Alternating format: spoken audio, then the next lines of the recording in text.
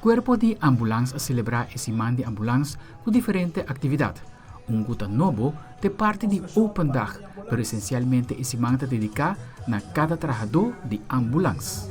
Sa akin eigenlijk pa doon na itrahado ng back algo mitakira ko fulong ay largo ng tatraho piduro atrove no tong trabalho fácil e nós ka po ng back ding luz. Dus ambulance week miss eigenlijk ta ita correct eigenlijk netrado mano mo bisa doon na valor ko emergência pa lo qual ita hasi. Jedrick Perez está chauffeur de ambulância para mais que 2 anos. Eta mira cambio completo de tráfego comparado com 2 anos passados. Jedrick indica que no momento que está hopi druk, sempre está busca ruta alternativa. Me tinha 2 anos eigenlijk de ambulância e vou comparar 2 anos passados com a walking na eta nós tem tráfego mais druk que normal.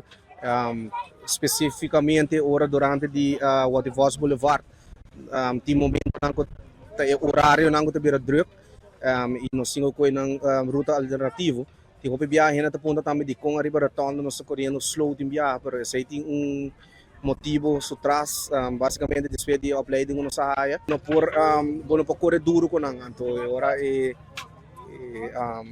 nossa cores pouco riba retorno pero basicamente, o tráfego está virando mais druk dia para dia. E a satisfação mais grande para Christer Clooney, que está verpleegkundige riba ambulância, de momento que ajuda pessoa em qualquer instante. É trabalho com muita responsabilidade, mas também com ajuda diariamente para ver como ajuda o povo também de rua.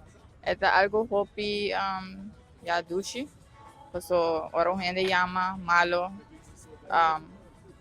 Esta donava bom feeling na final do dia, bastante gente curiosa para ajudar se ir ao hospital ou qualquer outro caminho, para lagi bom atrás.